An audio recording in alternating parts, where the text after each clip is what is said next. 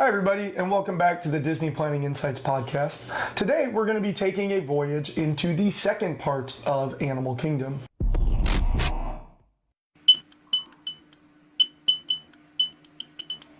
So in our first episode, you'll want to make sure to check that out so that you understand things like how to get there and what the entrance looks like.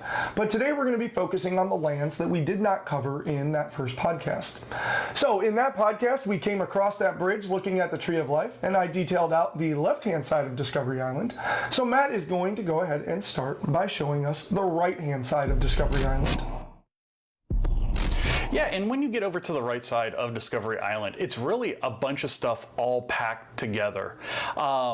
When you go up to the left, you're going to have the show It's Tough to Be a Bug, and it's a 4D show. You get some smells, you get some sounds, you get some sights, you get some feels. It's a really fun show, especially for the kiddos, if you're a fan of A Bug's Life. Also right there by that entrance is going to be a meet and greet with Doug and Russell from Up. And that's a fun because, you know, Doug is one of my favorite characters of any Disney movie. So, you know, just a lot of fun. And those character meet and greets will be coming back. We are still taping during COVID, so it is what it is right now.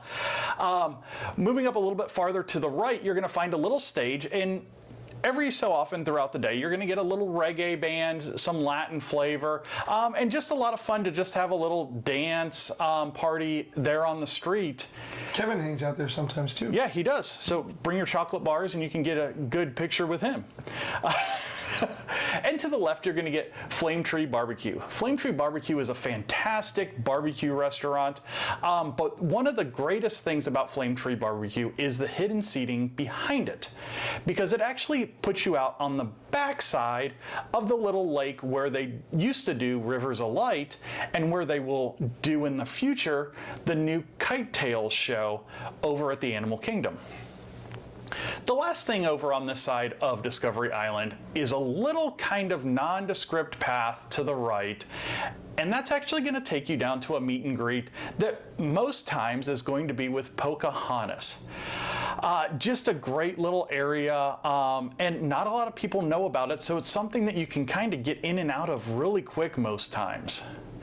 But from there, what we're going to do is we're going to go to the left. So you're going to be looking at Dinoland USA, but we're going to go the other direction, and we're going to jump back over into Asia, and that's where Peter's going to take over this episode. All right, heading up past Tough to Be a Bug, as Matt mentioned, we're going to head into Asia. And Asia is home of a couple of attractions and also one of the big ways that you can kind of move around the park. There's a couple of ways to move around Animal Kingdom, and the first of which is to always head back to Discovery Island and then go to the specific thing. Or if you just kind of follow this sort of linear pathway, it'll loop you around the outside of the park. And if you do that, you'll find Asia that way as well. The couple of things here in Asia, let's go ahead and start with the rides. If from that main bridge coming out of Discovery Island, you head back into the left, you're going to find Kali River Rapids. It's exactly what it sounds like. It's a river rapid ride, so think big inner tube, bunch of people, soaking wet if the cast members are there hitting the water cannons. And something to be aware of is just to the left of Kali River Rapids, you are going to find lockers, free lockers, and the length of time that they're free is whatever the current ride time is, plus about 45 minutes to an hour. So plenty of time to put your valuables and things that you don't want to get wet into that locker, head over, get in line, whether it's for the Fast Pass or for the standby, and enjoy Kali River Rapids. Great ride, definitely worth it on a hot summer day, but you're also going to find very long wait times on those hot summer days as well. So try to secure those Fast Passes if you can. Over to the right-hand side, if we kind of walk around a little bit, we'll see Everest looming up in the distance. And just at the base of Everest, we're going to find the entrance to, you guessed it, Expedition Everest. Expedition Everest is a mining style roller coaster train, and you're going to ride up and kind of work your way through this track. There are some twists and turns and some excitement where there's even a portion where you go backwards, and throughout all of it you're going to be kind of tracked by the Yeti. So great ride experience, definitely the most thrilling ride arguably with Flight of Passage, but it is the true roller coaster ride here for those roller coaster enthusiasts. You'll want to make sure to check out Expedition Everest.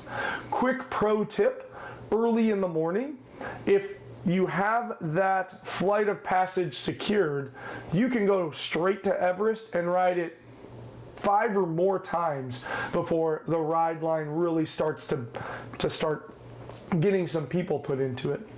So that takes care of the rides here in Asia. Let's talk about a couple more things that you can do. So kind of right near Kali River Rapids, kind of in between that and Everest, you're going to find the entrance to Maharaja Jungle Trek. It's going to be the second of the walking discovery trails here at Animal Kingdom. And you're going to find things like more Asia-style animals. So you think of like the tiger is the big draw into this jungle trek, is the fact that you're going to get to see the tigers. But there are plenty of other things to see in there as well. And again, just like our Gorilla Falls Expedition Trail that Matt talked about in the last episode, there is an area where you walk into some buildings, see some animals in terrariums and things like that, and then have a unique bird area where these birds have this sanctuary and you kind of see what's going on there. So Maharaja Jungle Trek, a fantastic addition to your day, especially if you're just looking to kill 30 minutes in between things, in between dining reservations or whatever else.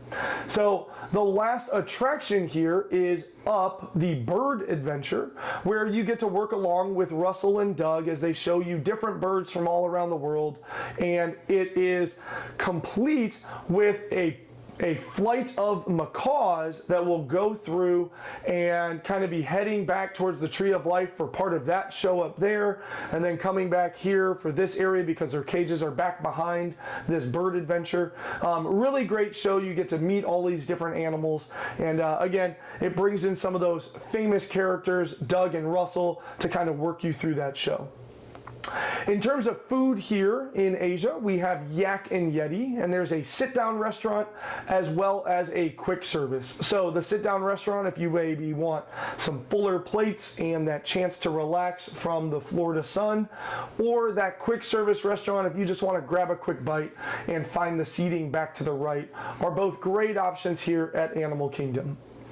Now, coming from Asia, we're going to go back past Expedition Everest, and we're going to find a bridge that's going to walk us past an attraction heading down towards Dinoland USA, which Matt's going to tell us all about. All right, as we cross the bridge out of Asia, we're going to come to a big building that really just doesn't fit anywhere in this park. But you don't want to miss it because it's actually the second Broadway-style show that's in Animal Kingdom. And it is Finding Nemo the musical. And this is a abridged version of the Finding Nemo movie with very elaborate costuming. And if you've seen Finding Nemo, it's really easy to follow along. Just a really, really cool experience. And the nice thing about both of these shows, this and a celebration of the Festival of the Lion King that we talked about in the last episode, is that they get you out of that Florida heat. You know, good long 25-minute shows when you talk about getting everybody seated and getting everybody out, close to 40 minutes worth of air conditioning. They could really be a lifesaver in the middle of the day. Getting past this building, you start getting into kind of a carnival type area. And this is going to be the entrance of Dinoland USA. In this carnival area, you're going to find a little train ride, you're going to find some carnival style games, you're going to find a little Dumbo style attraction with Triceratops, and just some fun kids rides in this area. Also be on the lookout for some pretty neat meet and greets with some rare characters. Launchpad McQuack, Scrooge McDuck, Pilot Goofy. There's a lot of different characters that end up in this area doing meet and greets. Coming out of this area, you're going to come to a restaurant, a little quick service restaurant called Restaurantosaurus. Now this restaurant is more fashioned for the kids. It's going to be your burgers and your chicken nuggets and that kind of stuff, but gives you some indoor and outdoor seating options, some refillable cups so that you can get some water, a couple of drinks before you leave, and kind of get yourself primed for the rest of your day. When you think about the dining that you actually need reservations for, there isn't a lot around Animal Kingdom, so these quick service restaurants come in really handy, especially this and Pizza Safari for the kiddos. After you eat, you're going to walk your way down back into another back area, and you're going to find Dinosaur the Ride. And Dinosaur the Ride is a dark style ride where you travel back in time to find Aladar. And if you've seen the movie Dinosaur, you understand what I'm talking about. And you have some mishaps and some adventure and some energy, all before you get back to the present day.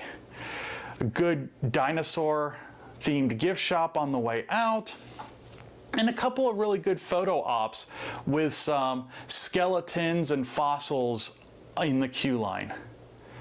The last thing really in Dinoland is the Dino Dig area.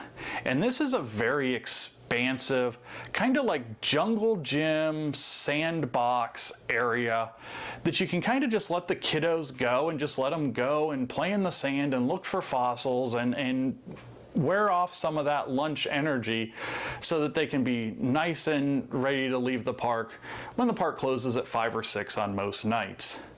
Coming out of Dinoland USA, you're going to find the big Brachiosaurus skeleton that greets you as you would come from the Discovery Island area. But that's going to end our tour of Animal Kingdom over the last 2 episodes. So Peter, why don't you get us out of here? All right, well, that wraps up Animal Kingdom, but one more thing before we say goodbye on these 2 episodes that we really need to mention is the activity called Wilderness Explorers. So when you first come across that bridge looking up at the Tree of Life, you'll find the first Wilderness Explorer stand where you can sign in for the day, get your adventure guidebook along with a map of all the different locations of Wilderness Explorer checkpoints. In these checkpoints, your kids are going to learn about animals, plants, or ways to conserve natural resources, and is a really phenomenal thing to do, especially if you're just looking to soak up the time, or perhaps you're back to Animal Kingdom for your 3rd or 4th time and not really trying to rush and ride Everest 6 times or anything else like that. So Wilderness Explorers is a fantastic addition to Animal Kingdom that we would be remiss if we went through 2 episodes without talking, because as we know, the wilderness must be explored. Caw-caw, roar. All right, well, that just about does it for Animal Kingdom, with 4 different unique areas and that Discovery Island in the center acting as a hub to be able to walk out to all of them. Animal Kingdom truly is a unique experience full of a bunch of different nature things, as we talked about those treks that you can walk your way through, and several good rides and quite a few good places to eat. So Animal Kingdom, definitely something that you want to put on your list, especially traveling with little kids where they might not be tall enough for some of those rides. Animal Kingdom does still offer them plenty to do and plenty to enjoy here at Walt Disney World.